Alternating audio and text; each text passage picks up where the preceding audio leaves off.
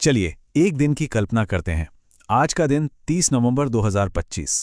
पहली नज़र में तो ये किसी भी आम दिन जैसा ही लगेगा, लेकिन अगर थोड़ा करीब से देखें तो पता चलता है कि दुनिया के अलग अलग कोनों में कितनी बड़ी उथल-पुथल मची हुई है।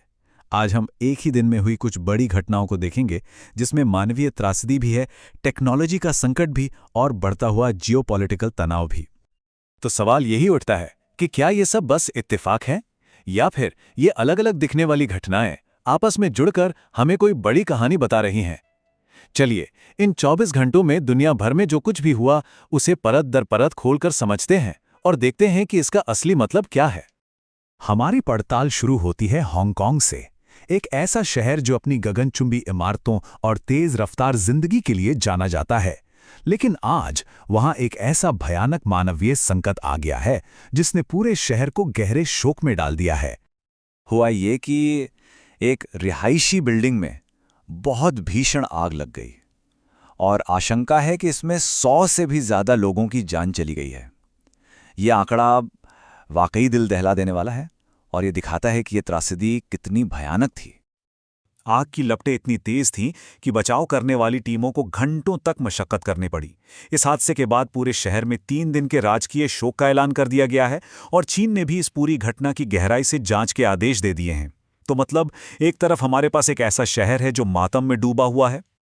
अब एक मानवीय त्रासदी से आगे बढ़कर एक डिजिटल संकट की तरफ चलते हैं। एक ऐसा संकट जिसने दुनिया भर में हवाई यात्रा को लगभग ठप सा कर दिया है। और इस पूरे संकट की जड़ क्या है? एक सॉफ्टवेयर की खामी। ये गड़बड़ी एयरबस A320 के ऑपरेटिंग कोड में मिली है।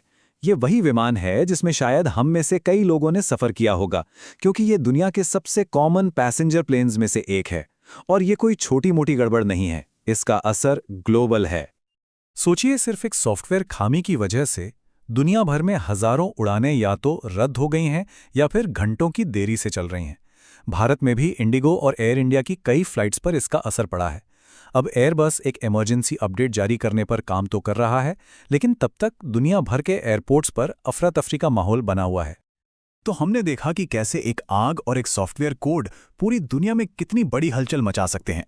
लेकिन ठीक इसी समय इंटरनेशनल लेवल पर भी तनाव की आग भड़क रही थी, और ये आग एक नहीं बल्कि 2 अलग अलग मोर्चों पर फैल रही है। पहले मोर्चे पर आमने सामने हैं अमेरिका और वेनेजुएला।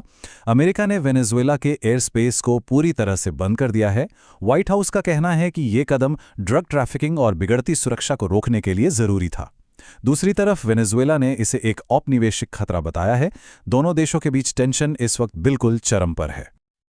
अच्छा, अब दूसरे मोर्चे पर जाने से पहले एक टर्म को समझना जरूरी है, शैडो ऑयल टैंकर्स। ये असल में वो जहाज होते हैं जो गैरकानूनी तरीके से तेल को एक जगह से दूसरी जगह ले जाते हैं।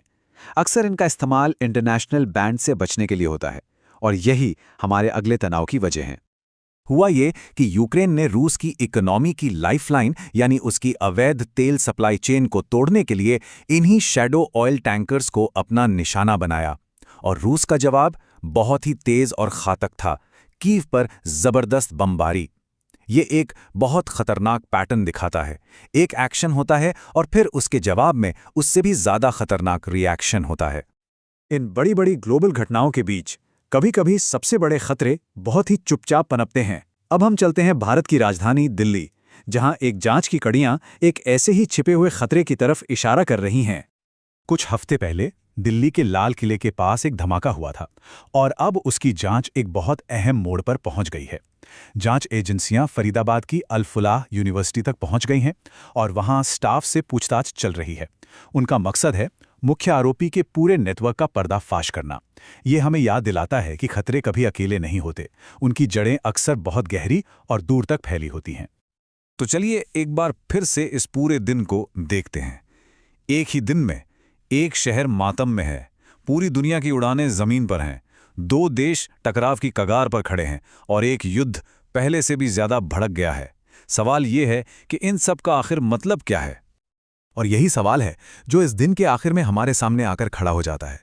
एक तरफ तो हम कह सकते हैं कि ये सब सिर्फ बुरी खबरों का एक इत्तेफाक था, लेकिन दूसरी तरफ शायद ये घटनाएं हमें एक ऐसे ग्लोबल सिस्टम की तस्वीर दिखा रही हैं जो बहुत नाजुक है और बहुत गहराई से एक दूसरे से जुड़ा हुआ है।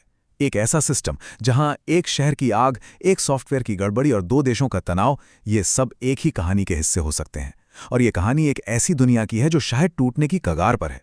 अब सोचना यह है कि क्या हम इन संकेतों को समझ पा रहे हैं।